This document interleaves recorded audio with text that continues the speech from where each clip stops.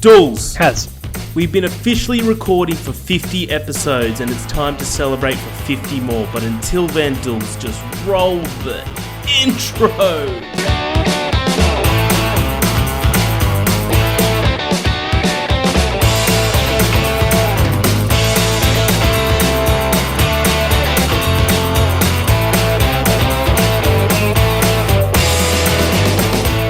Welcome, one and all, to episode 50 of the More Cops on Duty podcast. I'm one of your hosts, Harry. With me, of course, is the Turner to my Hooch, the Woody to my Buzz, the Mike Lowry to my Martin Lawrence, Edward. Dools, how you doing today? Which was that last one? I'm not sure I called that last one. Bad Boys. Will Smith is Mike Lowry, and Martin Lawrence, I can't remember his name. Oh, right. That's why I was confused. It was like you went a character name and then an actor's name. It's Marcus. It's Marcus. Yeah, Marcus. Fuck that up a little bit. It's only a 50th episode. No big deal. You'd think you'd have this down by now, but apparently not. I'm good. How are you? Mate, I'm pretty good. I'll get it down before episode 100. I swear to God. But, I'm good. I'm living. Happy 50th episode, Dools. Bold of you to assume there will be 100th, but I appreciate the optimism. Yeah, it's, wow, what a milestone. Half a century, eh? I know. Absolutely. Yeah. If we keep going the way we're going, in 25 weeks, we'll have episode 100. Yeah, well, we would ideally want to continue the second podcast per week post-lockdown, but we'll see. I mean, we'll aim to, for sure. But absolutely. Yeah, no, it's I think it'd be interesting to go back and look at where exactly after the not rebooted, but where we picked up, in lockdown, how quickly we got to 50, because I think we decided maybe in the second week, let's throw in an extra episode into the mix, and so we kind of fast-tracked our way here. Yeah. Yeah. Yeah, probably. But it just is what it is, Dools. It is. But Dools, before we get to anything else, let's say tell him, I want you to tell him. It's the 50th. You got this. More Cops on Duty is internet's #1 film, game, TV podcast. We record and publish twice a week. Wednesday for your prime show, Friday for your review show. What are we reviewing this week, Dools? We don't fucking know yet, but we're going to review in case something. You haven't noticed, we're winging this shit. Yeah. You can find us on all your favorite podcast streaming platforms in specifics, Spotify, Podbean, and YouTube, and Apple Podcasts, of course. You can find us on your favorite socials as well. When Dools does decide to post, you're getting one post every 2 weeks. Be happy with it. Yeah, can you all just shut the fuck up? I'm posting, all right? I'm posting. Dools, this isn't going to run like any other sort of normal prime show, Dools. Oh, we're gonna clear out for just this episode. We're gonna clear out what we've been watching, what we've been playing. Because let's be honest, between you and me, it's not that much at the moment. Not presently. It hasn't really changed. No, because for me, all my time for the last week has been brought up to the next announcement, Dools. That for episode 50, we want to make this special. That we are launching MallCopsOnDuty.com. Whoa! That's a trademarked domain, ladies and gentlemen. All right, fuck off, Paul Blart. You lost your chance. Fucking Paul Blart, man. Can't stand that motherfucker. Yeah, I'm going to keep ignoring his emails. Dools, morecopsonduty.com. You'll find your latest and greatest movie reviews. You'll be able to find our podcast, and that's about it at the moment. We've got some plans, but, Usain Bolt doesn't sprint everywhere. Every now and then, you got to walk before you can sprint. We'll drop a little hint to those to our dedicated listeners. Let's just say that this website, part of it, it's the real deal. All right, it's the real deal. So it has officially launched today when this podcast is aired. It's not today when I'm talking to you, Dools, but today when the podcast is aired. Big Wednesday, 20th of May. But Dools, we've got a lot planned today. We're going to go through the news a little bit. We're going to go back to our Tuesday trivia. Then we're going to jump in, Dools, for a very apt you know, it's a 50th episode, Dools, so let's talk about our top 50 movies of all time. So original. I mean, you can tell that we thought of, oh shit, it's our 50th episode. So what should the topic be? top 50 films of all time. There you go.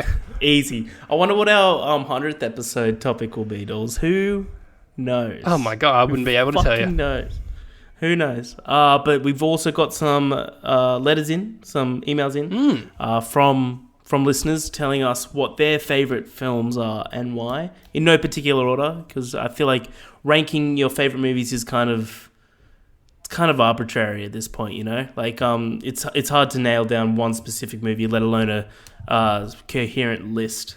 But until then, Dools, let's just jump into the news. What do you reckon? Let's fucking do it, man. Nice. All right, Dools. I've only got a few points of news because I wanted to get into our main bulk of the podcast. Of course, is going to be breaking down our top 50. But let's just drive it off the bat, Dools. Let's get through some video game news. Unreal Engine 5 was revealed. The demo was revealed. It was about a 15-minute demo, I believe, for PS5. I'm blown away, personally. When I see all those reports coming out saying that don't expect a huge graphical jump from PS4 to PS5, I see that as a giant jump, personally. What did you think of it? Yeah, so, and it's funny because I linked you earlier from 2013, the Unreal Engine 4 technical demo and tech showcase, which was kind of debuting the engine for the first time. And oh my God, like how far we've come, how far games have come in a new generation. We've seen think pieces being like, okay, temper your expectations for next gen graphics. Like it's not going to be that PS2 to PS3 or PS3 to PS4 kind of leap. Just keep your expectations in check. You know, games are going to be better in different ways, not necessarily graphics. And while I'm confident games are going to be different in other ways, like, you know, whether it's computational power and, you know, AI, and, you know, just like the AI and how capable they can become, and, you know, just other ways games will work mechanics wise. I feel like we are still going to see that graphical leap again, and we did in that showcase. Now, while games will not look and run like that immediately, that's definitely something that could be the case. So this Unreal Engine 4 demo for PS4, right, was that maybe represents what games in the first half of the generation looked, if not like the first maybe 2.5 years or so. And then I think games definitely now have surpassed that big time. So like Last of Us Part 2, big time. Cyberpunk, Red Dead, God of War, etc., etc. So if we're seeing this showcase now, if this is the PS5 being pushed to its limits as it stands, and it's a console hasn't even been officially released yet. They would have only had the dev kit for maybe a year, if that. I think that's extremely promising. It blew me away as well. Like I think just to imagine how games will look in 3-4 years time, as we're halfway through the PS5 life cycle. It's just like, yeah, it's mind-boggling. And PS5 Pro. Imagine what a PS5 Pro. I know, dude. I know, yeah, because that's definitely still going to be a thing. Iterative console releases, I think, because the Pro, I think, was a huge success for them. So you can bet on there being a PS5 Pro. But yeah, man, no, I was blown away. I think, it's just got me more excited. And on the heels of that, unfortunately, there was some disappointing news in the way of AC Valhalla, which they're targeting for 30 frames per second, but they're prioritizing 4K graphics, which is like, in my opinion, man, like, you know, I'm gonna want frame rate, and I'm perform. Oh my God, sorry, Siri is trying to. Dill's having some technical issues on his end. All right, that was terrifying. All right, well, Siri's been listening this whole time. No, where was I? So, yeah, and so I personally am more about frame rate and, you know, performance as opposed to graphics. So I think hopefully moving forward, if there won't be an option to switch that up, then maybe developers can, you know, prioritize performance. But I think I think there's just especially after this showcase, and, you know, with rumors of Sony's thing being early June. Very exciting times. Yeah, Sony's got one early June, and Microsoft has another one in July. Yeah, which will be promising. But I reckon, like, everyone was giving points to Microsoft, man, throughout this, like the last couple of months of how Microsoft has revealed the box of Series X. Microsoft has come out and they're about to show gameplay, but then they missed that step and they've started to stumble. And now Sony's come out with the Unreal Engine 5. It's like, this is what PS5 is going to look like. And then they've got, in June, they've got the absolute opportunity. They have an absolute opportunity to take a right hook in Microsoft.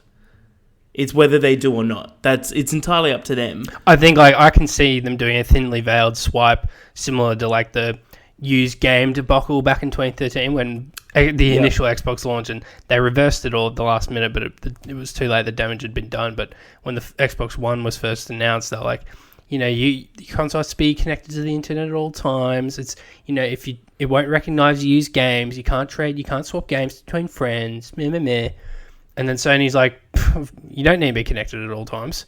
You can play used games if you want. You can buy pre-owned games. And by the way, we're $100 cheaper. Fuck you. And so Do you remember the Sony like, because of that did? launch, like Microsoft never caught up. Like Sony just left them in dust. Yeah. So do you remember the clip that they did with Shuhei and Adam Boys? Yeah, that's exactly what I was thinking of. I actually watched that again recently. It was fucking gold. You got like this orchestral music playing. It's like how to share games, a PlayStation demo, something like that. Yeah, and there was just like Shuhei and Adam, just literally just like handed a game to one another, and it's like that's it. Yeah, thanks. Yeah, so I can see maybe not something to that extent, but I can see just whoever the voiceover is in the Sony demo just be like, now for actual gameplay, you know, that kind of thing. And it's just like, that would just be the biggest fuck you to Microsoft. And everyone would know. And then immediately Sony wins the second they do something like that. Yeah. So I can absolutely see them doing that. I mean, I just can't believe how, you know, Microsoft, with the exception of that, you know, lousy showcase. And mind you, we haven't seen their first party stuff yet. Like, they could easily blow us away with Halo, which is what everyone is, like, really, really keen for. But Halo's Halo, though, man. At the end of the day. Oh, this one's a little different. Like, you know, in the community, like IM has, you know, this one's pretty different, man. This is like a soft reboot. Everyone's pretty fucking hyped. But no, you are right in the sense that, yeah, it's just Halo. Whereas, like, Sony still have some fresh IP. Like, Horizon 2 is going to be big. You know, Ratchet, like, they're teasing a big, like, I actually just saw just now, head of Sony Japan or something. It was just like, we got a pretty big PS5 lineup. So, yeah, that's... could you imagine? Imagine if it's a Horizon Zero Dawn 2 and Ratchet and Clank as well. Like, that's genius because it hits two different audiences at the same time. Yeah, I mean, we'll get into this. Maybe we could do a predictions segment or something as it gets closer to June. Yeah. That could be fun. But I think... yeah, if it's not Horizon, we're definitely seeing something from Guerrilla. It's about time for them. But I've heard multiple times now that Ratchet's a lock for launch. So that's so sick. That'd be so good. Oh, I love that first one. But Dools, let's keep going with news. This is a bit more relevant to me than you, but Scream 5 is officially confirmed. You're right. It is more relevant to you. Are you a Scream fan at all? Oh yeah, I've seen them. I think it was actually you who like forced me to watch them back in the day. You like lent me the DVDs or whatever, and I didn't mind them. I think they drop off a bit. I think like the original, as is the case with all of those kind of like fun cheesy horror films. It's the best of the bunch, and then they kind of. Kind of lose their way a little bit. But no, I mean, all in all... Number 3 is not great. Yeah, all in all, they're pretty good. I'm starting to think... I'm not positive if I have seen 4 now, because so are they calling this Scream 5, or... So far, like, right. They might come up with a different name. And I might be mistaken, I might be inadvertently spoiling something here, but didn't... oh, Jesus, what's his name? The guy who used to be married to Courtney Cox. The police officer. David Arquette. Yeah. Did he not die?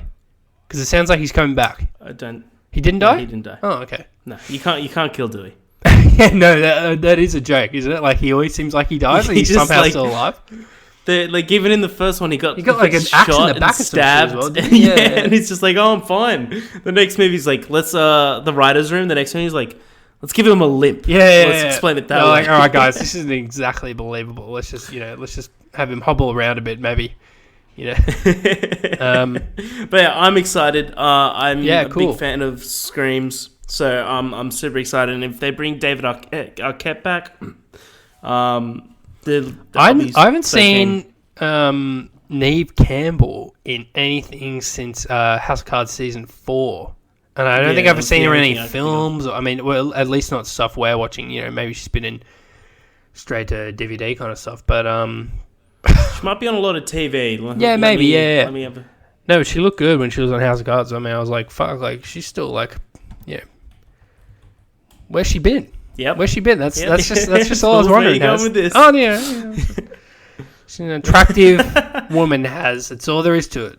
All right. I think she's talented, Dools. That's what I think. I think she's talented. She was in Skyscraper. Yeah, she was the.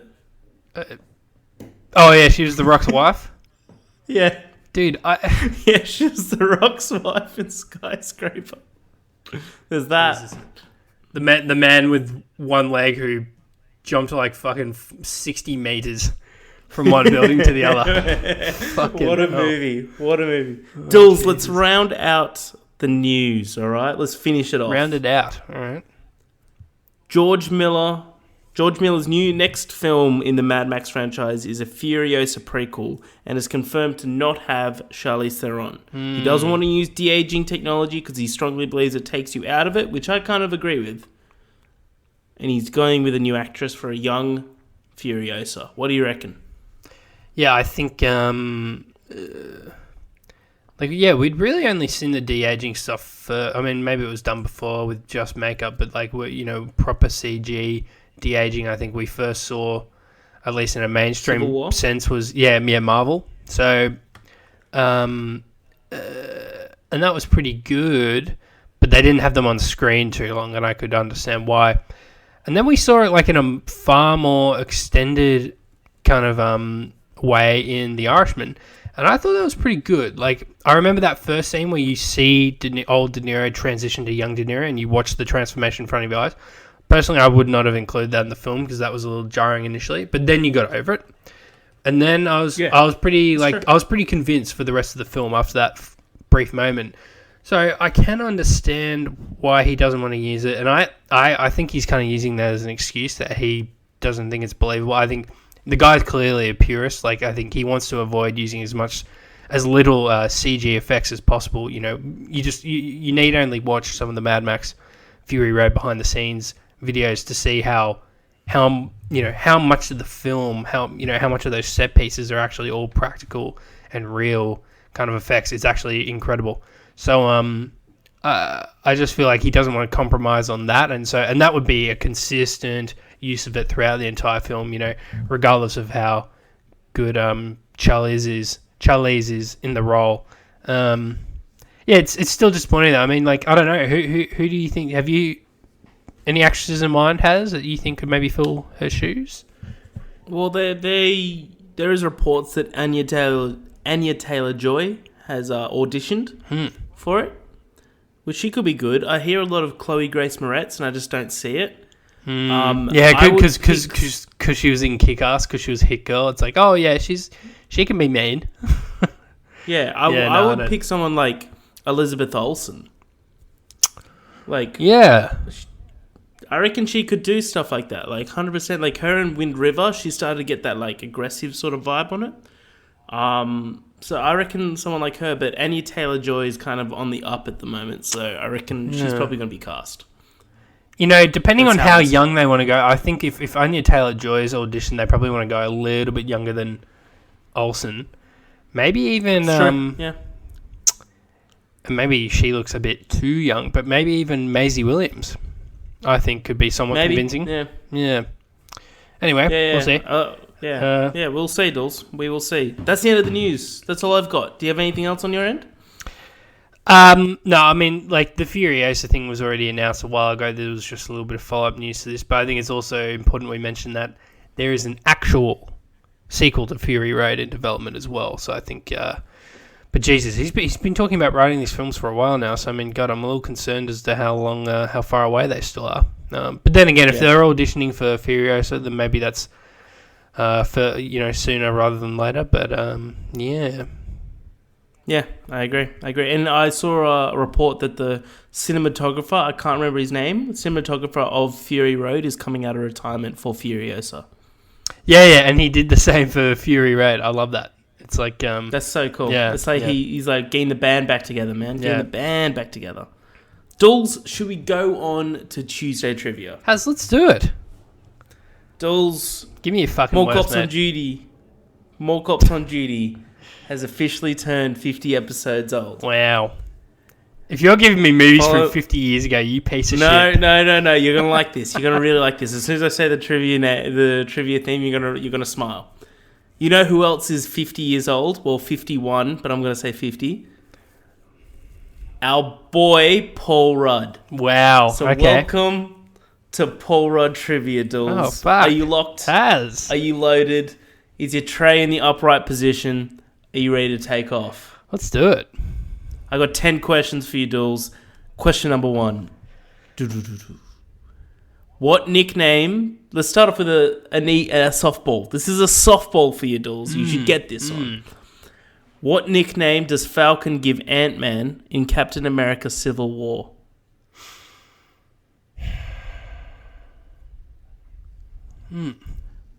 What nickname This should spring immediately to mind. What nickname does does... Falcon give Ant-Man in Captain America? See, I'm like pretty sure of Civil it, War? but was it insect related or was it... Fuck it, I'll just go Tic Tac.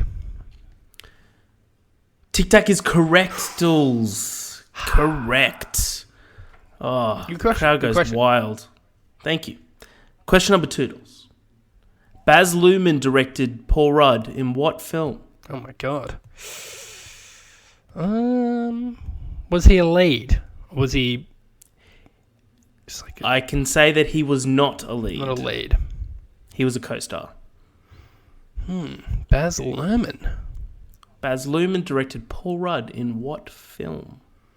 Gonna have to give you a 10 count, Duels. And he normally does Hands like those... up. Hands up. Hands up. Alright. Yeah, and he normally does like, I don't know, like musically inspired. What the fuck? 5, 4, 3, 2, 1.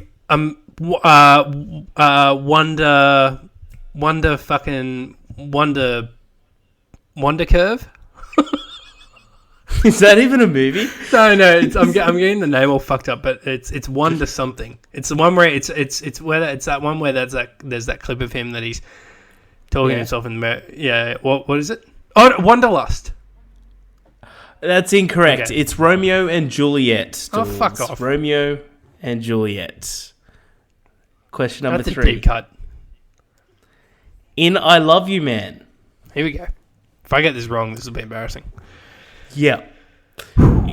Like, I picked a question from I Love You Man. I know that you know it a lot, so I went deep with this one. In I Love You Man, Sydney, played by Jason Segel, asked for an $8,000 loan from Peter, played by Paul Rudd. What does he use the money for? Has Peter, played by Jason Segel, uses them... No, sorry, Peter was Paul Rudd. You fucking confused me. Peter was Paul Rudd. Sydney was Jason. Sydney uses the $8,000 loan to purchase, unbeknownst to Paul Rudd's character, to purchase billboards promoting his real estate business in a very lewd manner. Let's go to Joe with the leaderboard. And that's another point to Dools. Another point. Yes. Dools, question 4. In Role Models, Here we go. Danny and Anson are sentenced to community service at a Big Brother Big Sister program run by Gail. Who plays Gail? Run by Gail. Oh, fuck. In Role Models. Well, okay. So this person runs the program. Is this the... Yeah, is she's this, the boss of the program. It's a she? I can't even remember if it's a... It's a she. In Role Models, Yep. Danny and Anson are sentenced to community service at a Big Brother Big Sister program run by Gail. Who plays Gail? And Gail is a actress? Actress. The character name played by an actress. She's somewhat well known, I'm guessing, because you wouldn't ask this. She's very well known. Okay. Oh, see, I don't really remember a. Oh, hold on. Oh no. Oh yeah. Oh, Jane Lynch. Boom. Nice, Yes. Dools. Fucking hell, I have to go Nice. deep for that, dude. There you go, Dools. There Yeah. you go. That was a good one, wasn't it? Yeah. That's a dude. That's a deep cut. Don't bullshit a bullshit. Would you just know that on the spot though? Would you? Yeah, because how I do trivia is basically for this, I typed in Paul Rudd, and then like I just saw movies, and then I just thought of questions from those movies. I didn't click on anything. All right. Number 5. In Anchorman's amazing fight scene between news anchors, what weapon does Brian Fantana have? Brian Fantana. In Anchorman's amazing fight scene between news anchors, what weapon does Brian Fantana have? He has. Gotta give you a 5 count, Dools. 5, 4, 3, 2, 1. He has. Fuck. I'm so close. It's not. No, Brick has the grenade. He has brass knuckles. No. Champ has brass knuckles. He has a gun. Ah, yeah. Okay. Damn. He has the gun. Remember, Good one. he's Good question. literally like, Good question. like fuck. Brick. Ron Burgundy just. Brick, where'd you get a pulls grenade? out- I don't know. Where Ron Burgundy pulls out like a chair leg and just pans over as Brian Fantana's just loading this revolver. Here's the most practical weapon. Yeah. Yeah. Oh, Jesus. Number 6, Stills. Which star of The Irishman, or Ooh. co-star, plays Maggie Lane's boyfriend, Paxton, in Ant-Man? Oh, Jesus. That would be... This is a very loose Paul Rudd question, but all right. It's a Paul Rudd starring film. All right. Bobby Cannavale has. Boom. Knew you'd get that one. Just because as soon as I saw him, I'm like, I want to give him an Irishman question. Number 7, Dools. Brittany Murphy and Paul Rudd were co-stars in what 1995 comedy? Brittany Murphy. Clueless. Boom. Nice. Good work, Dools. Good work. I've seen that movie an Great, embarrassing amount of times, just by proxy. It's a great film. It is a great film. It is. Number 8, Dools. Let's get to the business. What type of store does Paul Rudd's character work in 40-Year-Old Virgin? Oh, computer... electronic store. I'll take it. I would have taken computer store as well. I just put down tech store, kind of... Yeah, well, you never actually really see them. I mean, you assume they sell computers, but you only ever really see them selling TVs. And yeah, it looks like it maybe reminded me of like a printers as JB well. Hi-Fi Bingley sort of thing. Dools. Question number 9. Here we go. Come on. Paul Rudd co-starred with Seth Rogen in Knocked Up. What year was this released? 2006. 2007. Fuck! You bastard. You So what a close. fucking shit question. Yeah. I'm sure you knew that off the top of your head. I did. Dools, you've given me release dates. You've given me release dates. Like what? In the year... One of your questions. In the year 2000, what movie won Best Picture? In 2000. Oh, dude, yeah, but you're the fucking Oscar king. Like and that's not asking you the year. That's asking you the film that won best. Dools, you almost got it. You can't fight that. You almost got it. You're a year off. Well, all right. Number 10. Fucking piece of shit. Last question, Dools. Which classic horror franchise has Paul Rudd appeared in? I've got multiple choice if you need it. I'm wondering if it's the one we were talking about earlier.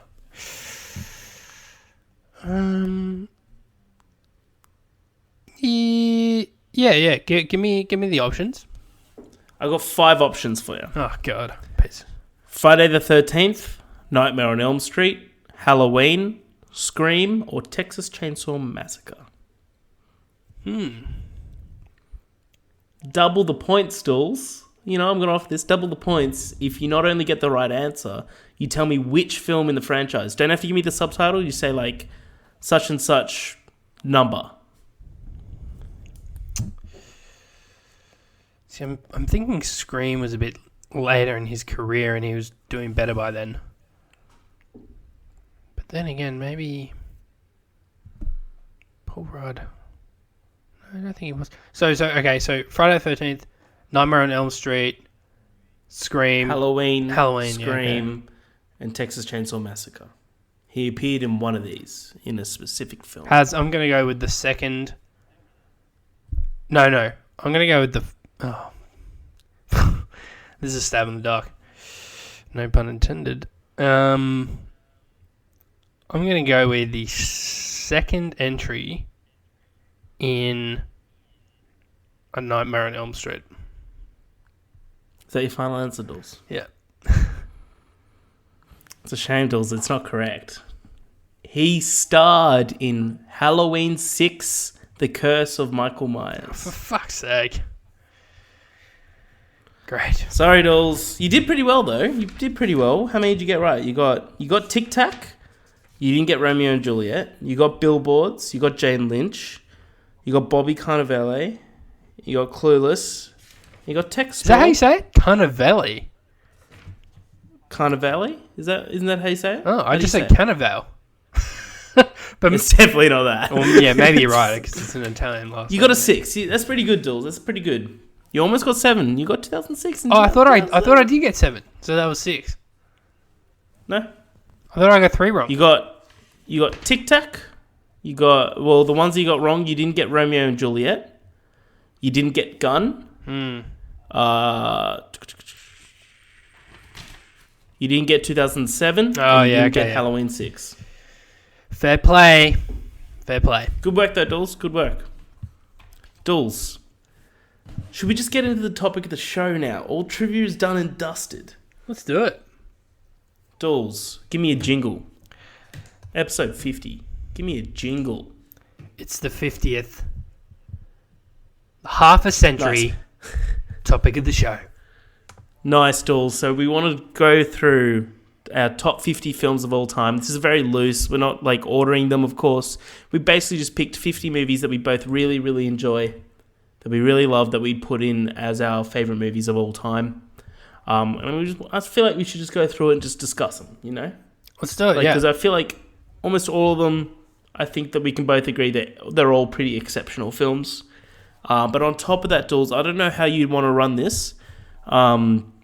We do have a couple of emails in from listeners that put in their 2 cents of what their favourite movies are of all time and why. Should we just run it periodically? I'll just throw some in. Yeah. Throw them in after after every few that we do. Every few. Okay, Dools. Well, do you want to start off? Sure, mate. I can do that. So I think I mentioned earlier, but I think we'll kind of just go back and forth with ones, and I'm going to start from the bottom of my list. But again, these aren't ranked in any particular order. So and I'll work my way up. As I'm starting with, and you mentioned it earlier, Anchorman, The Legend of Ron Burgundy.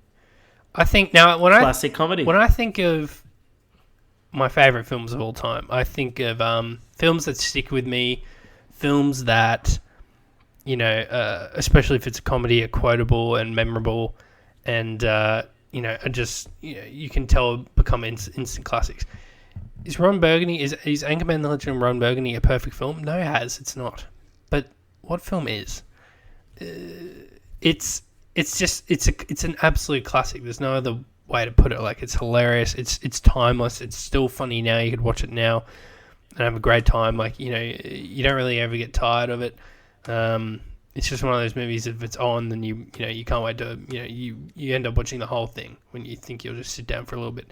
Yeah, there's great performances from Will Ferrell, Paul Rudd, Steve Carell, many more. And Champ Kind. Yeah. whoever that guy is. Yeah, dude, that dude who's a supporting actor and everything has never had a lead role. I'm not sure what the fuck his name is. It's just a classic comedy, and I think now that I'm looking at my list here, I think it actually is the only comedy on there. I just appreciate everything about it. Absolutely. I love Anchorman. I think Anchorman's an exceptional film. I think it's one of the greatest modern day comedies, I think. As you said, it's instantly quotable. Like it just like it's been out for what, more than 15 years, almost close to 20 years now, and it's still hilarious. It's fucking been old out. Yeah, now. it's been out for exactly 2004. I'm pretty That's sure it insane. came out. Yeah. That's insane. But no, I absolutely agree with you. I reckon that's a great addition. It's beautiful, Dools. Beautiful. Do you want to go back and forth? Yeah, you give me yours. I'm on a version that I can't edit this. So do you want to just like highlight these while we go, just so we tick them off, right. basically? You can't jump onto the edited one. You should be able to. No, because that's on this computer. I'll have to sign in and everything. All right. Well, in the meantime, I'll just drop the link to the edited one in the old chat there. Sweet. Okay. Just in the Google chat. What? Yep. Thank you. So one thing that you said, Dools, that really permeated with me one of the main reasons why I picked the film that I'll first talk about. Again, this is in no particular order. This isn't my least favorite film of this list. This isn't my most loved favorite film of this list. Of a film that really stuck with you. I think that modern day horror is a really hard thing to do, and it's my favorite type of genre when it's done right. And nothing has done that like as good in the last 10 years, I feel, as Ari Aster's debut, Hereditary. I think Hereditary is picture-perfect cinematography and picture-perfect filmmaking as a whole. The story is gripping. The way that he scares audiences is sheer fantastic. How he doesn't use jump scares at all. He does a thing where he widens the frame, so every single shot's basically like a wide shot, and he puts something that's horrifying in the frame and then just leaves it there, but it's in shadow, so you can't see it. You can't see it at first. Yeah, it doesn't. But your doesn't brain instantly register yet. So yeah, exactly. Your brain starts to acclimate to the darkness, and then you see this shadow or this object in the darkness, and then you're like, that's been there for like 20 seconds, and I'm just getting scared. I think that's so original to do, and I think this film was incredibly gripping, and it's always just stuck with me about how horrifying it is and how wonderfully told that story is. Yeah, I couldn't agree more. I think you're definitely more of the horror aficionado out of the two of us, but I've definitely come to appreciate the genre more as of late. Just and we always talk about atmospheric horror and the differences between that and kind of the horror films that just peddle cheap jump scares and that kind of thing. But and I put off watching this film for the longest time, and then finally caved because he just kept going on about it. And I was so glad I finally watched it because it really embodies what I think horror should be and is at its best when it does, which is like just setting up that atmosphere, not preying on you with cheap, loud, kind of like jarring moments, but just kind of like just really making you feel unsettled and just in general creeping you out. And I think that film just it's Ari Aster is the master of that. Absolutely. Well, very well said, Dools. Very well said. All right, I'll strike through that as well, Haz. So you don't need Appreciate it, Dools. Do you want to pick another one from your list, or should we jump into an email? Give us an email. We'll do about. Okay, cool. First listener off the bat. I picked one that's not on our list. This is from a guy named Max. Dools, Max. He goes, "Hello, More Cops. My favorite movie of all time is Lord of the Rings: Return of the King. Quite simply, the most iconic fantasy movie ever. The acting is phenomenal, the sets and cinematography were pioneering, but more importantly, I have the most fun watching it with my friends, sitting down," and then he said, I think he missed, sitting down together, I think he's supposed to say. "Whether it's quoting the mouth of Sauron, getting goosebumps at the charge of Rohirrim, or welling up at the sacrifice of Faramir, this movie has literally everything. And there's also Samwise Gamgee, the closest thing to God. Congrats on episode 50. Thanks, Max." Thanks, Mac. You broke our number one rule of no nerds allowed on the show, but that's right. I mean, I'm a generous guy. I'll give it a pass just this once. I love the Return of the King film. The Lord of the Rings films, and the only reason I didn't include any of them is just, I feel would be a bit disingenuous because I just haven't seen them in so long, and I need to do a rewatch. Yeah, I'm the same. I feel like we should definitely review it soon. Yeah. Well, I definitely, because I'm not even certain I've watched the uncut or like the director's cut of one of them. I'm pretty sure I've seen at least two, and I'm not sure which one that is either. So I need to rectify that, and I'm sure I will soon. Yeah, but yeah, no, I think that's a great pick as well. Return of the King, especially because that also won Best Picture. I'm pretty sure. Return of the King did, yes. Yeah, it did. Great pick, Max. But yeah, Max. Apologies. It might have been Macco for a second. No.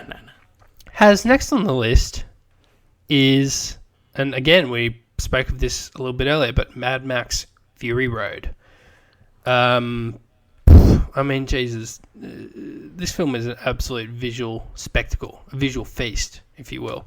It came out at a time where, it came out and people were like, who the hell is asking for a new Mad Max movie? And why is Tom Hardy, a British bloke, playing who should be an Aussie character? And we can argue as to whether Mel Gibson was true Aussie or whatever. He moved to the States when he was like 7 or something apparently, but still technically an Aussie actor. Yep. But this film blew everyone away and kind of like shattered expectations, which, there were barely any. And you had great performances from, Tom Hardy, despite, him not saying much, but, there was a lot of kind of like, kind of just like non-verbal, emotional kind of performance acting there. And of course, as we said earlier, Furiosa from Charlize Theron, just incredible. And just really cool set pieces, like great action. And just an all-round incredible film. And of course, George Miller, Australian director, just really, really good to have that on the books as an Aussie film. Absolutely, Dools. Absolutely. I still remember the day vividly. I was in 2000. It was 2015. It came out, and I was on my way to university, and I think you texted me a link to the IGN review for Mad Max because we had tickets that night, and we thought it looked great. Like the trailers looked cool. That was it. We're like, okay, well, like this will be fun. And it was like a 9 point. I'm just looking at the review now. It's a 9.2. It's amazing, they said. And we're like, and I remember you texting me being like, we're onto something. Yep. We're onto something big.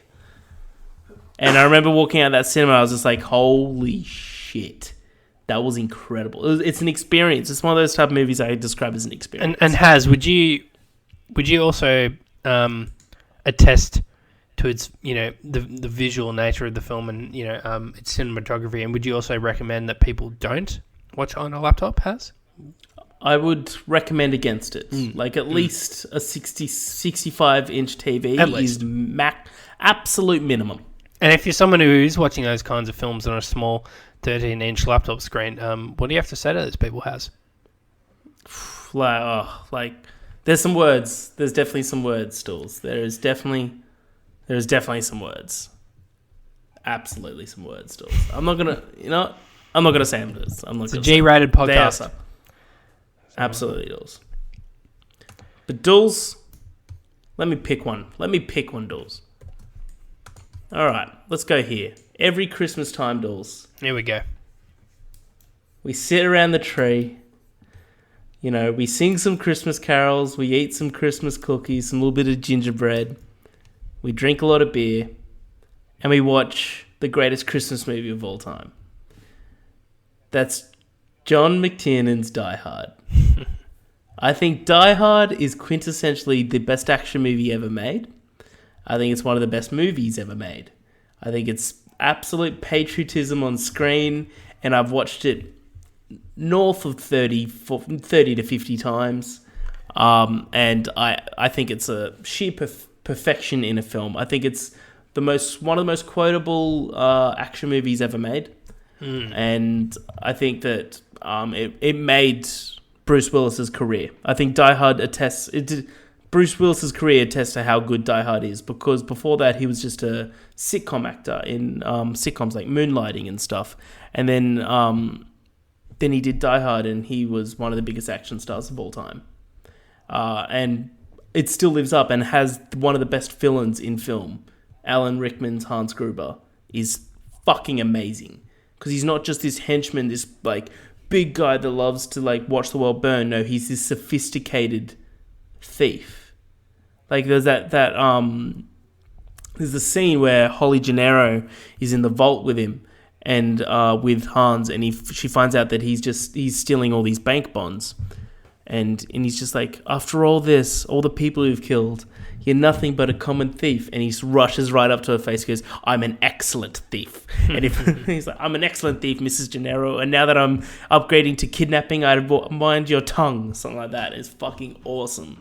Such a good movie. What did you think of Die Hard, Dools? As I also love Die Hard. I'm not maybe on your level of fandom, but that's all right. Yeah, I'm also not entirely sure it's a Christmas movie, but we'll leave that for another day. It's 100% a Christmas movie. Well, Bruce Willis and 110%. John McClane himself disagrees with you, but that's all right for another day. Yeah, no, I think it's a great film. Christmas wasn't happening. Die Hard wouldn't have happened. Has my next film is arguably the new Die Hard of this generation, a new modern action film which revolutionized action films and revamped someone's career. Didn't make this person's career, but it's arguably what he'll be known for now. I agree with that. I'm talking, of course, about John Wick. This was some no-name, new franchise. Well, we didn't know it was going to be a franchise, but new kind of original film. Which, okay, we know it's about this dude who is an ex-assassin. Someone's hurt his family. Now he's out for revenge. That kind of thing. That's the plot in a nutshell. We didn't expect it to have such high octane, never before seen choreographed. Like you might have seen similar kind of action in The Raid, for example, but I think this even stepped it up a notch. Like I think the term gun fu was coined because of this film. Keanu Reeves is a fucking magician with his Glock has in this movie. It's it's bar none one of the best action films you can watch today, and it is just an absolute ride from beginning to end. It doesn't let off the pedal, and we can talk about whether the reason I included the first and not the second or third was because, firstly, I didn't want to include a bunch of this films from the same franchise. I wanted to mix it up, but at the same time, I felt like, well, if it really came down to it, I'd have to pick the first, just because the latter two, while they are arguably maybe better films, I'm always going to have a soft spot for the first, just because it started it all, simply because of that. It started it all. So it's like how I've got a soft spot for A New Hope. Yeah, it started it all. So yeah, it has. I mean, I'm sure you're a big lover of The Wick as well. Yeah, quick thoughts? I remember watching John Wick 1 with you, Dools, in the cinema. I think a couple of weeks before you'd seen Equalizer, because it came out around the same time, and you're like, "There's no way this is going to beat Equalizer," because it's a one-man army action movie. And then we walked out, and you're like, "Holy shit!" It was a good year. What I think John Wick does that sets it apart from other action movies, what makes it onto this list, Dools, is the world building. It's not just a generic action movie that has amazing fight choreography, like you said. Absolutely, it does, but it also creates this amazing, sophisticated world where these like hitmen are like rock stars. Mm-hmm. That the whole idea of the Continental Hotel is genius, and characters that go from that. And I love the idea that everyone knows John Wick. Everyone knows him, and like him coming out of retirement, that's huge. That's like Lennon and Paul McCartney doing a show together. Yeah, I mean, like, there's a single line in the film where it tells you all you need to know about this character and who he is to other characters, which is that, they call him Baba Yaga, and it's like, what, the boogeyman? It's like, no, this is the guy you get to kill, the fucking boogeyman. And and you're like, holy shit! All right, we're in for it. Let's go. Yeah. So and like all three movies. Excellent. Yep. They haven't let us down yet, and there's a fourth on route, and I can't wait. Oh, it's gonna be beautiful, Dools. Give me your next one, Dools. My next film. Let's stick with Keanu Reeves. Ooh. I agree with you that from now on he's probably going to be remembered for John Wick, but he did star in one of the most ambitious sci-fi films of all time, which is the original Matrix. I think the original Matrix, like, let's discredit 2 and 3. They are what they are. But the original Matrix is an excellent film. No one can deny that. And it changed the age of sci-fi, modern day sci-fi in general. The idea of that we're all in a simulation and that we're not in the real world, genius. And the way that they shot that and everything like that, the way that they told the story was excellent. Keanu Reeves, beautiful, but Lawrence Fishburne, Morpheus, holy shit, a badass in that film. Perfectly cast. But they did things in that movie in terms of CGI that was unseen at that time. And I think for the majority of it, it still holds up. Yeah, I agree with everything you said. Keanu as Neo, Carrie-Anne Moss, I think, as Trinity, and Lawrence Fishburne as Morpheus. I mean, just all incredible performances from that trio, and of course Hugo Weaving as Agent Smith. Yeah. Another Aussie, shout out. You said it. It changed sci-fi for good, and the Matrix is so well known, so widely regarded. It's the word Matrix has entered like mainstream vocabulary. It's just, when you refer to something that's not quite right, or maybe something that's like a glitch in reality, it's like, oh shit, dude, we're in the Matrix, like, that kind of thing. It's just like, it's that well known. And yeah, man, I'm not as much of a hater of 2. Like, they're definitely far less superior films to 1, but I mean, 2 is not a bad film by any means, and 3 is just... I agree. 3 has some fun action in there, but for the most part, it's pretty sloppy and uninteresting plot-wise. But they only get so much hate just because of how good 1 is. But, I'm holding out hope for Matrix 4. I mean, you never know. I mean, you got to imagine this person decided to, make another one because they had a really good idea, and they managed to get the entire original cast back on. With the exception of Lawrence Fishburne, not 100% there, but so I mean, that tells me that maybe there is a decent idea in that script that made them all want to come back. So yeah, absolutely, Dools. Speaking of Matrix, Dools, our second email that we've got from listener Chad came in today, Dools. He goes, "Hey, more cops. Good luck with the episode, which you don't really need. Haha. Here are my favorite movies. I'll start. He goes one. He's listed them 1, 2, 3. I'm going to start from 3. 3 is The Matrix. Just watched the whole series recently, and it's absolutely on my list. I absolutely loved it. Number 2, Dools, The Prestige. Pretty cliche, but still one of the best for me. Simple. Number 1, Dools.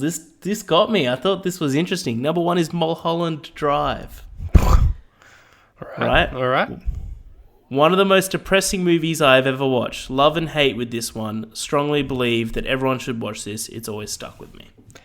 Yeah, I watched that for the first time a couple months ago. It's a mind bender, that's for sure. Have you seen that yet, Haz? Mulholland Drive? Not yet. You definitely. I saw that. I read that, and I was just like, Dools will get a kick out of this. Yeah, you definitely should. It's Oh, look. I mean, yeah, I can. I mean, as is with all David Lynch films, it's just like, they're just proper bonkers, and just like kind of like, I mean, depending on which way you look at it, like, one person could be like, wow, this is incredibly profound, and this makes me question a lot of all I know, and then others can just be like, interpret it completely differently and be like, this is just weird for weird's sake. And honestly, I think both perspectives are valid. So that's the thing about his films. But I mean, to create such divisiveness in that sense, I think that's an art within itself. So I mean, that's a fair pick. It's a good pick. Appreciate it, Chad. Thank you for listening. Dools, get into your next one, mate. Allow me to take us, and this won't be his first or.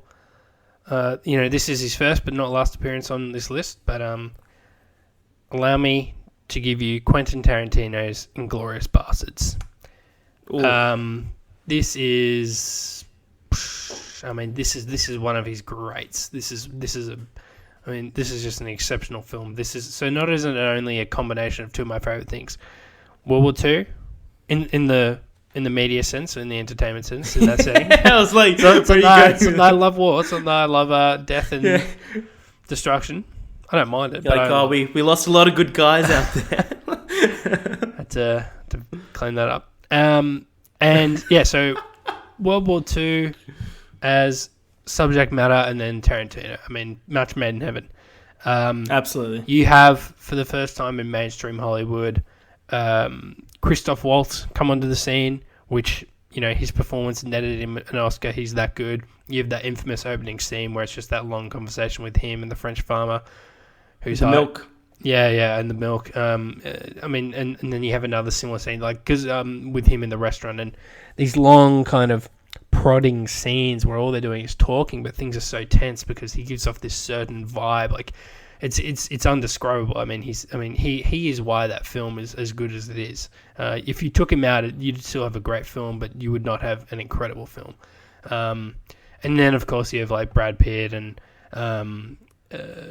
her name's escaping me, but the French woman who owns the theater, or they also give great performances, and just a you know, it's a fun time. I mean, it's a bit of a dark comedy, and you know, there's some great action in there. And you know, if you're a Tarantino fan and you haven't seen this, well, you know, I highly doubt there's such a thing. But even if you're not a Tarantino fan, I'd give this a shot. I mean, the film's a masterpiece. Yeah, nice tools. I think this very well deserves a place on the list.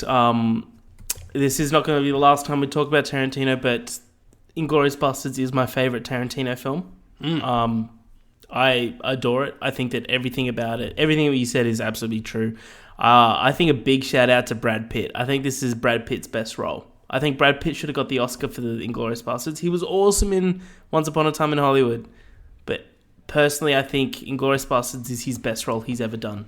I think there are so many tense scenes, as you said, like with the opening shot with the farmer, with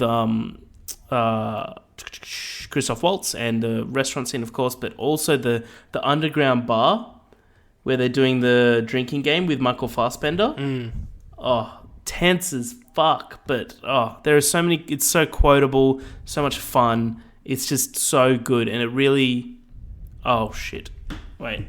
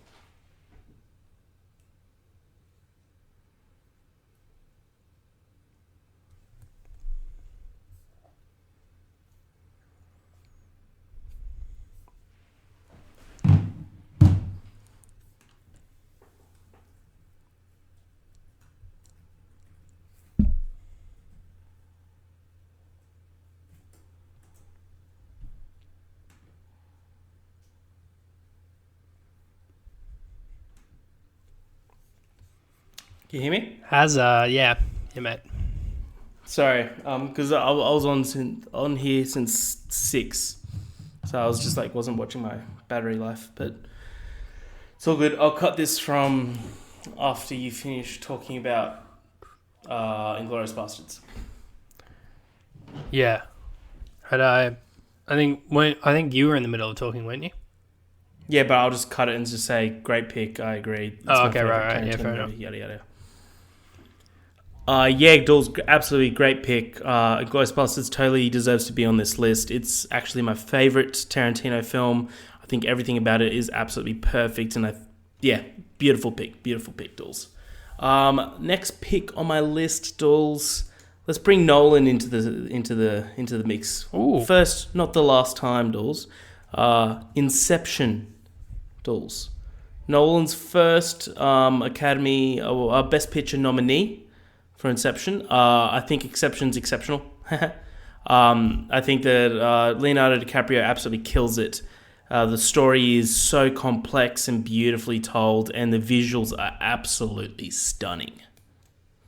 Couldn't agree more. Yeah, it's it nearly made my list, but got a couple more of his in there. So but excellent pick. Has I'm gonna go a little sci-fi again. Gonna get a little weird. With a little indie film. I guess it is a little bit of an indie film, but Ex Machina. Nice. This is a special one, dude. This kind of snuck up on us. I remember for quite a while you had told me to watch it, and I was like, yeah, sure, yeah, sounds great, blah blah blah. And I'm like,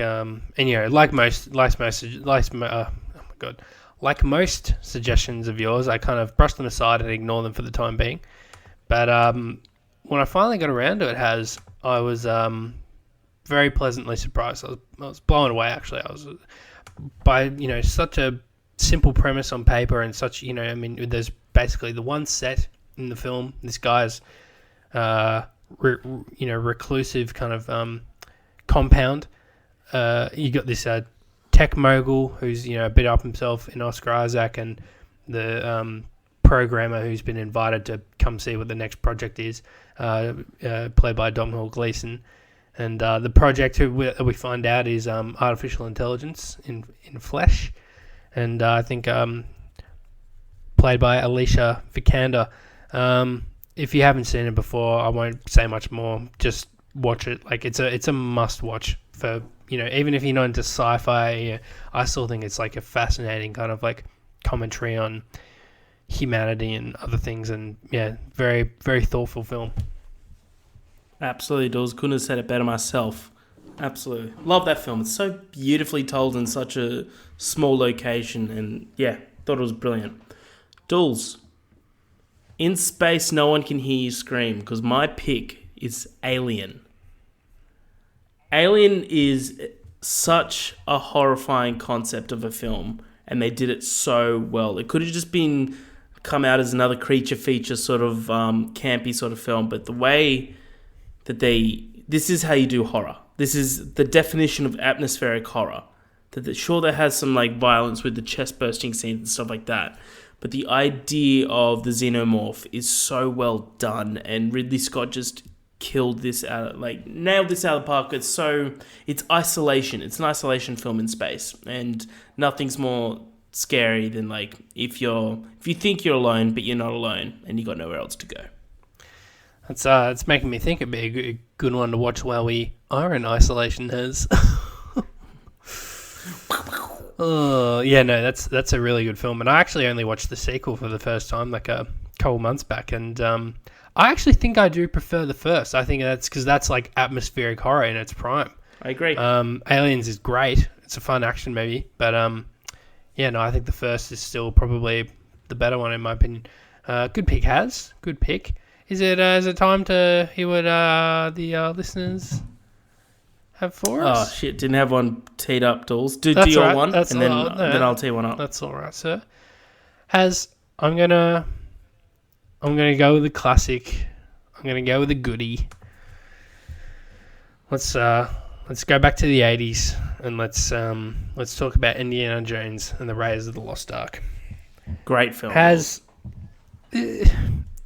What is there to say about Indy that already hasn't been said? I think it's just a hell of a fun, action-packed, adventure flick. Like, I mean, it's such a, I don't know, it's got such a classic formula, which I think has been mimicked a lot over the years, just because of how well it works. But you've got, Indiana Jones, played by Harrison Ford, who's this architect / professor by day and kind of like action hero by night kind of thing. And he fights Nazis. He discovers ancient treasures and ancient burial sites, things like that. I mean, it's just such a fun ride. And I think the trilogy itself is great. I think it maybe has a small dip with Temple of Kingdom of the Crystal Skull. I actually said trilogy on purpose because I wasn't even going to talk about that one. But Temple of Doom is what I was thinking of, where it dips a little bit, and then I think Last Crusade with Sean Connery. I think kind of like levels it back out, but you can't go past Raiders. I mean, that is by far the best one and just so iconic. Has Indiana Jones, would that be a pick of yours as well? It would be, Dools. I think it's a masterful pick. I think it's one of those classic 80 films that really, it's the definition of timeless. I think Harrison Ford, beautiful as Indiana Jones, and he did the acting pretty well as well. But no, you said it yourself. It's quintessential family fun, absolute Avenger movie, and yeah, it'll be on many charts for many, many years to come. Dools, coming from listener Hugh, he said, "Hey, more cops! Congratulations on episode 50." Thank you, Hugh. No worries. Here's his top 5. I'll go from 5. Number 5, The Grinch. No one saw that coming. He thinks it's the perfect family Xmas movie. Fair enough. Number 4, Dools, a recent classic, is Joker. He said I've never felt that uncomfortable and in suspense for the entire movie. Masterfully done. Number 3, Blues Brothers. Legendary ensemble, killer tunes. That's all you need. Number 2, this one's for you, Dools, Casino Royale. Nice, It's the best Bond, best opening scene, enough said. Correct. And number 1, Dools, is Master and Commander. He said, I know, who would have thought that? Jesus, left hand. Captured my imagination as a kid, pure exploration and adventure. That's meant to be a really good film, though. I've actually never seen it. It is meant to be really good, isn't it? Yeah. Yeah, was nominated. It's great. For Oscars It's really great. Yeah, I should watch it. Very good list. Big fan of number 2. That might be making an appearance later. We'll see. But Dools, back to our list. I want to give a mention. Yes. To Monty Python and the Holy Grail. Ooh. One of the greatest comedies of all time. I think this is how it really showed how you do spoof movies. Monty Python lads are hilarious, and I think Holy Grail is my favorite of all their films. I think it's one of my favorite comedies of all time, and whenever I feel like watching a comedy, don't know what to watch, I always put on the Holy Grail. Always have a blast. I like it. I like it a lot. I'm gonna bring us now. This is up for debate whether he's considered an Aussie actor or not. And, grew up in Australia, born in New Zealand, whatever. I think we typically claim him most of the time. I'm of course talking about Russell Crowe in the critically acclaimed Gladiator, directed by Ridley Scott. This was, in every sense of the word, an epic. It follows Maximus. Decimus Meridius. No, Meridius. Oh my God! This was the. You had it right. Decimus Meridius. Maximus. Yeah. Yes. Maximus Decimus Meridius. I was going to say it'd be embarrassing when I got it wrong because it was a question I asked you in the last trivia.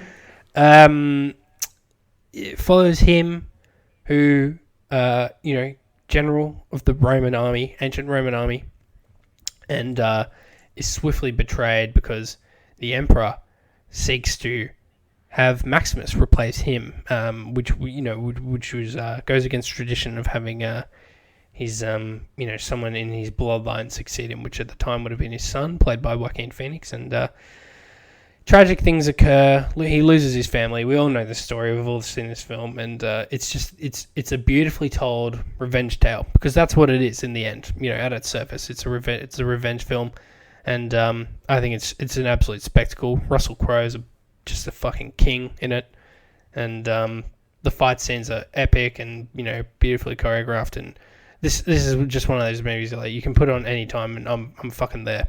I'm front seat. Absolutely. And always, as you said, Dools, it's a revenge tale, because that line, Dools, that line, my name is Maximus Decimus Meridius, father to a murdered son, husband to a murdered wife, and I shall have my vengeance in this life or the next. You just fucking gave me little goosey woosey goosebumps. Fucking hell. Dools. Let me bring it down a sec for you. Oh, okay. I thought we'd want to keep it on the up, but all right. Dools, what do you think of when you hear this? Dun-dun. Oh, God. Means get the fuck out of the ocean, Dools, because I'm bringing Jaws onto this list. That's, of course, Dolphin, Return of the... Oh, okay. Jaws. Yeah. Jaws, Dools, Jaws. It's the definition of summer blockbuster. It's what coined the term summer blockbuster. They put this out in the summer because that used to be where movies go to die, because everyone's out on the beach having fun. But then this movie did gangbusters because of word of mouth and how fucking good it is. Sure, they didn't have that much money and couldn't repair a shark, so they didn't show it much, but that grew tension because it made you think of how big the shark was, and you didn't really see what was in the darkness. Jaws is one of the best movies of all time. By far, I think, the best creature feature movies of all time. Also, that's how you do jump scares, the way they'd have the shark appear. You would expect in the background, yeah. You would expect it, but it would still get you, but just because of how terrifying it was. Yeah, and shout out to John Williams' score, one of the most iconic scores of all time. Agreed. Very good pick. Appreciate that. Thank you. Spilbo's been on the list twice now. Good on him. I wonder if he'll come back. I'm not sure. Just having a look. We'll see. I guess we'll find out. Let's go back. Back to the Future. This got me there, Dools. This is a fucking classic. This is just, what is there to say about this film? You've got the wacky antics of Doc, played by Christopher Lloyd, and his trusty sidekick, Marty, played by Michael J. Fox. Yeah. This is just, another 80s classic.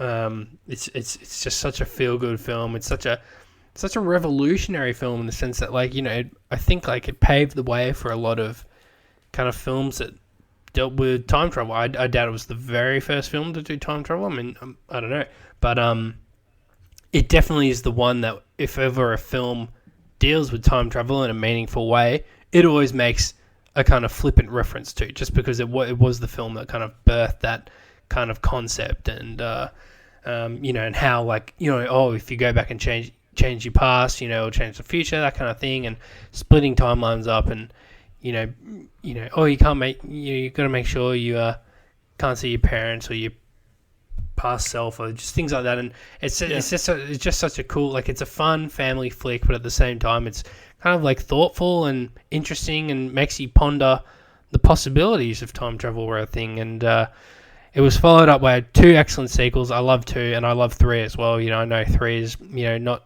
the most warmly received of the trilogy. I think people still like it, but they think 1 and 2 are much better. I love them all equally almost, but if I had to pick one, I'd probably go the first. I agree with you right there, Dools. I think the same thing. I think 2 and 3 are great. 2's great. 3's really, really good. Sorry.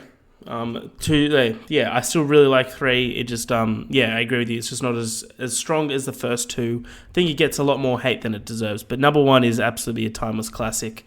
And I really like that Robert Zemeckis and Bob Gale, the creators of the film, they've said that there will be no remake of the film until they're dead. Appreciate that. Which is awesome. Dools, let's liven this bad boy up with some animated films. Oh. I'm bringing in the first of the Pixar, not the last Pixar film on the list, but the first Pixar film on the list, which is, it's up there with my favorite, is The Incredibles, Dools. Nice. It's it's the Fantastic Four film that we all deserve. It will always be up there with one of, if not the best animated movie of all time for me. Absolute family fun for the whole family, of course. But the action's awesome, and it really just it made me really love superheroes for what I love them now. Yeah, I appreciate that. Yeah. I think You're welcome. The Incredibles might. I mean, the more I think about it, it might actually be my favorite Pixar film. I love Toy Story same. 1, 2, and 3, but The Incredibles, man, the first time I saw it, I was like, wow, this is something else. Like, it's just, it's what Fantastic Four should be. It's so feel good. It's funny. It's has great action. Like, yeah, I mean, it's an exceptional film, and the sequel is really good as well. Yeah, absolutely. On the heels of that, let's go for another superhero movie. Now, this will be I believe this might be the only Marvel film out of our entire 50, and I personally think it's the right pick. It's, of course, Captain America, the Winter Soldier. Good pick. Good pick, Dools. So, we were well into Marvel's Phase 2 at this point. We'd had, I think Guardians may have come out before it. I could be wrong, but 2014 was an incredible film for Marvel. They had Winter Soldier and Guardians of the Galaxy, and they were on top of the world. They had really proven themselves that they could deliver two wildly different films. Winter Soldier being still, then and still the most grounded of the Marvel films, and then Guardians of the Galaxy the most out there of the Marvel films. Like it was the first like proper. Sci-fi fantasy kind of, like weird, this is truly a comic book come to life kind of film. Like, you got a talking raccoon, a talking tree, and all kinds of craziness. And, but Winter Soldier, man, it still just sticks out to me as the best of the Marvel films just because you've got a really compelling plot in, government surveillance, like, a legitimate kind of like, threat and issue, and something that's relevant to today, and you've just got still some of the most frenetic and well choreographed action in the Marvel franchise, still with some of the action sequences between the Winter Soldier and Cap himself, and also just like how it was. Now I'm one of the people who really likes. I think you are as well. That really did like Cap's first film, but Winter Soldier was a response to people saying like, oh, Cap's a bit boring, he's not as cool as the other Avengers, like, and look, in rewatching the first Avengers when I was doing a Marvel binge before Endgame, I could definitely see how people thought Cap was a bit pathetic, because like he is so underpowered compared to everyone else in Avengers 1. Like he looks a bit ridiculous at some points. They fixed him in 2 and 3 obviously, and definitely in Endgame. Oh my god. They did. He's actually OP if anything in Endgame, but Winter Soldier was like a response to that. He was like, "Oh, you think Cap's a bitch? Well, watch this." And that I'll never forget watching in the cinemas for the first time.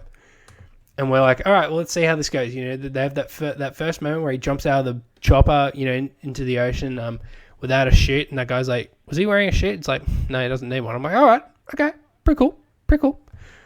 But then he gets on that fucking ship, and we see as it pans over from overhead as he cleans up and piles through fucking henchmen like they're nothing. Like, and he's just fucking them up. He's throwing that shield around like a frisbee. It's bouncing around all over the place, just knocking dudes out left, right, and center. He fucking beats George St. Pierre in one-on-one combat within minutes. I mean, dude, like it was just like. I thought it felt quite meta in the sense that it was like the Russo brothers being like, look, this is what Captain America can do. Like, he's fucking cool, all right? Here it is. Guys, he's cool. And here's why. So yeah, my long-winded way of saying why Winter Soldier still is my favorite Marvel film. I mean, I could watch it any day of the week. I mean, and of course, Chris Evans, Scarlett Johansson, the introduction of Falcon, like, just great performances all around. The fake out of Nick Fury's death, which legitimately got me. I was like, oh, they fucking wouldn't do it. They wouldn't fucking do it, and they, I was like, oh, and so I mean, yeah, just some really great moments in that movie. Yeah, fantastic film, Dools.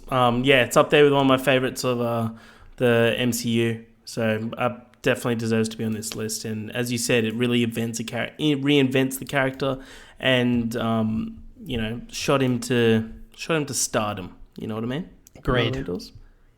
Dools, going back onto Pixar. I think this is the last Pixar movie on the list. Only one to be, the first one? I don't know. It was nominated for Best Picture. It wasn't the first one. Finding Nemo was nominated for Best Picture. But I'm going for Up. Another one of my all-time favorite animated films. I think Up really resonated with me. I thought the story was beautiful. I thought the first 13 minutes of Up is some of the most heartbreaking animated films you'll ever see. Animated footage you'll ever see in your entire life. And to start off with that, because you know that Pixar movies, you go in there and you know that you're going to be shown your beating heart. But the way that they did it in the first 15 minutes was beautiful. And then it's just this man that just wants to go for his last hurrah. That's it. And I thought it was beautifully told and deserves all the recognition that it gets. Yeah, nice. I haven't seen it in a long time, but yeah, I mean those first that first opening bit is unforgettable and extremely depressing. But I think you could say that the rest of the film is mostly pretty feel good, and it's him finding happiness in comparison. But good pick. Let's pivot from an animated classic to Martin Scorsese's Wolf of Wall Street. Good movie. Oh my god, this was we hadn't got a Scorsese flick in a while. I think. I think so. I think Departed was Departed 2010. Sounds about right. Yeah. No, it was 2006. Oh, was it? Oh, okay. Yeah. Oh, Jesus, I'm way off. Okay, so yeah, you had Departed. So you hadn't really had a you score. Had Hugo. Yeah, I was going to say you hadn't really had a Scorsese film. Yeah. Since Departed. Departed. Sorry. No, that's fair enough. That's accurate dialect has like that. Thank you. And so Wolf of Wall Street, 2013. So that's almost it's about what that is. 7 years later. It had an incredible performance from Leo, which I still think had the Oscar snub from him. Matt McConaughey and Dallas Buyers got. I can see how he got it, but at the same time, Leo is something else in this fucking movie. He deserved that more in Wolf of Wall Street than he did in Revenant. Yeah. Leo is just insanely good as Jesus, what's his name? Jordan Belfort. Jordan Belfort. Jordan Belfort, correct. You got Jonah Hill, who apparently begged Scorsese to be in this film and took minimum pay, which is I think $60K or something to be in the film, which I love that story. It's pretty funny. And then just this insane true story of this guy, this fucking Wall Street guy who, pretty much conned his way to the top, and then in the same stroke you witness his downfall and. Absolute insane shenanigans ensue throughout the film, drug-related escapades, things of that nature. It's a ton of fun. It's not for the faint-hearted, but it's one of Scorsese's best. It's definitely up there. Good work, Dools. Good work. I absolutely agree. I think the movie is excellent. I loved it. Loved everything about it, Dools. Everything about it. Bunch of fun. Yeah. Dools, let's go back to 1994, all right? Oh. Forrest Gump. Forrest Gump is such a good Lifetime film. Showing this whole life of this one man, of everything that he did, what he went through, from everything from the war to representing the United States in ping pong. He is he's just the most loved, one of the most loved movie characters of all time, Forrest Gump. And it really, not saying that Tom Hanks wasn't already an A-list star, but it cemented his name in the Hollywood Hall of Fame. That's fair to say. Yeah. I couldn't agree more. I love that film. It's got a bit of everything. It's another one of those epic films. It just tells this huge story, and it's his time as a marathon runner, table tennis champion, Vietnam vet, seafood tycoon. I mean, it's all in there. It's a fucking hell of a movie. Bubblegum, that's right. Yeah, it does, absolutely. Oh shit, no, I should maybe oh no, yeah. So back to Tarantino. I knew we hadn't seen the last of him. I've got here Django Unchained. Sorry, Ooh. Django. Yes, yeah. I did a little bit of a D there, but the D is of course silent. This was a bloody spectacle of a film, literally. I mean, this is one of Tarantino's goriest to dates, but in a fun sense. Like, it's just like it's very kind of like action packed, but just fun, kind of like bombastic action. It has a great lead performance from Jamie Foxx, with another incredible and I think also Oscar-winning supporting performance from Christoph Waltz. I mean, this guy just knocks it out of the park every time he works with Tarantino. It's incredible. I'm actually quite shocked we haven't seen him again since. I mean, it's about Jamie Foxx, a black man in I think late 19th century. Yeah, it sounds about right. Yeah, 19th century America, who is following with Christoph Waltz, and they kind of like crossing the country, freeing slaves, and with the ultimate goal, that's like a side mission, but the ultimate goal is of course freeing his wife, who's also a slave, and you have an incredible villain, and I'm not really sure if we'd seen him in a kind of villainous role before, but an incredible cartoonish villain portrayed by Leonardo DiCaprio, the character's name of course being Calvin Candy, and just unforgettable performance from him in that as well. So an all-round incredible film. I think again, if you haven't seen this, rectify that immediately. Absolutely, good work, Dools. Thanks, Az. Beautiful film. It's in my top 3, I think, of all-time Tarantino films. I absolutely adore Django Unchained. I think it's a beautifully told film. You said it all. It's a bunch of fun. Dools, next on my list, sticking with our boy Tommy Hanks, some call him. I don't think a single person has until now, but all right. Castaway, Dools. Castaway. Perfect film about isolation. Tom Hanks carried that film all in all, and I think it's one of his best roles he's ever done. You feel exhausted after watching that movie, but it's one of those movies that once it starts, if you flick it on the TV and it's already started, you're watching till the end. He carried that role because he was the only one on screen for 2 hours. Yep. Yeah, if he was shit, then this movie wouldn't be anywhere near this loud. Yeah. Exactly. I appreciate that pick. Thanks for that. I like it a lot. No worries. Thank you, Dawson. It's a great film and a somewhat depressing. Well, I mean, you can interpret it one way or another, but I'm always disappointed every time he comes back and his wife has left him. I mean, it's understandable, but at the same time, like, it's been 2 years. She moved quickly. She moved fucking quickly. Fucking bitch. Do you want me to? Sorry. Do you want me to go before you go into? Do you want me to go into?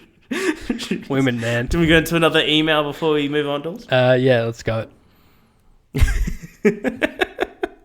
Dawes, we've got one more email after this, so we'll save that for a bit later. But this one's a bit of a long one, but the last one's pretty huge. So, this is from Katya, also known as Kate, I believe she puts her name is. Dear More Cops, I like how she starts this. Dear More Cops, long-time fan, first-time emailer. Like that, Dawes. Like that one.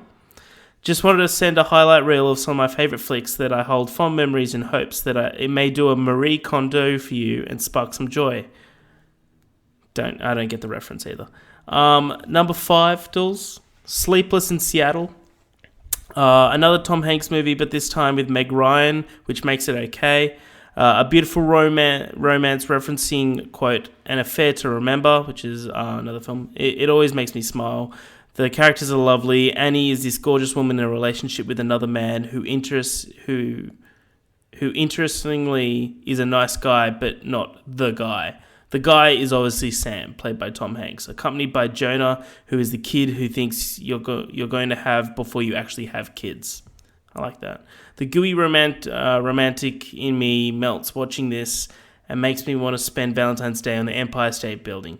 This movie feels like driving around at night, falling asleep, and being carried inside and tucked in bed. How fucking beautiful is that? Jesus, tell us Number how you 4. really feel. Number 4. I appreciate that. One that almost made my list. Number 4, Dead Poets Society. I think we've all had that one teacher that makes a difference. This film is timeless, engaging, and quotable. Oh, Captain, my Captain. When I was younger, I liked that scene because when kids were standing on their desks, now I like it for so many reasons more. It's Robin Williams at his best, and I find myself challenged as an adult. Ask myself, am I really seizing the day? Any film that can make me question your own life. Sorry, fucked up that sentence. Any film that can make you question your own life choices only halfway through the film is worth watching, in my humble opinion. Good work. It's a really good pick. 3, yeah, one of Robin Williams' best. Absolutely. Number 3, Castaway. Wilson, in all caps. I've never cried so much in a film. Sorry to cut you off, but I'm gonna need a proper Wilson from you. Wilson. There it is. Better. I've never cried so much in a film. Sobbing mess. Nice. Number 2, Howl's Moving Castle / Spirited Away. Oh, cool. Yeah. In brackets, cheeky 2 and 1. All right. For me, trying to pick one Studio Ghibli film to add to this list proved too much. While some close-minded individuals may say that films such as these are overrated, I find that this cannot be the case. I mean, Spirited Away won Best Animated Feature in 2003, and Howl's was nominated in the same category in 2006. Let's be honest, Studio Ghibli films are a cut above the rest in their class, and it shows. Yep. Someone's been listening to our reviews. These films show beauty and grace in their artwork and have an emotional depth beyond a simple cartoon. Sifting through all the important life lessons contained in these animations, one particular example I have drawn to time and time again that comes to mind. In Howl's Moving Castle, a prince is returned to his body after experiencing true love's kiss. He soon after realizes, however, that his true love has fallen in love with someone else. At this point, the prince concedes and vows that, although saddened, he will one day return because the, quote, one thing you can always count on is that hearts change. Oh, Jesus. This after the audience has just become deeply invested in the love story unfolding, which does not involve the prince, gives the narrative an insightful and sophisticated perspective not easily replicated. One word, brilliant. And the number 1, Dools. Sorry, it's a bit of a long email, but, it's good to hear from the listeners, Dools, don't you reckon? Number 1, Rocky Horror Picture Show. I was at the tender age of 9 when my mum... It's a short paragraph. I was at the tender age of 9 when my mum introduced me to Dr. Frank Infurter. Some may say irresponsible parenting, but if you ask my mum, she'll tell you that it was a part of my education. Watching Tim Curry parade around in that corset awakened something in me not dissimilar to the flight of the titular character. Can't say that word. It showed an innocent and somewhat naive girl from rural New South Wales that the world is full of a myriad of people who think, feel, and believe in different things. Rocky Horror Picture Show showed me that it was okay to be yourself, even when that might seem strange, and that might like light peeking, Jesus, through the cracks of the door when you're trying to sleep. Greatness too has an uncanny ability to make itself known. You need to reword this sentence. To frustrate the naysayers and the Karens of the world, and in doing so inspire generations. So when children finish watching this film, the only question that they're left asking is, where can I get heels like that? Wow. That is one from Bit one. of a mouthful. Yeah, no, I like all of that. I wish you would have vetted these, because that was better written than any of the shit we've said so far. Yeah, I know. It makes us That was really well written. I thought it was beautiful. some goal. great picks. I liked. I struggled to include some Studio Ghibli in here. It would have been very close. I watched Howl's Moving Castle for the first time pretty recently, and that is exceptional. Christian Bale voices Howl. Thank you so much for listening to part 1 of our top 50 list. Please stay tuned on Friday for part 2 to be released, but until then, have a great night.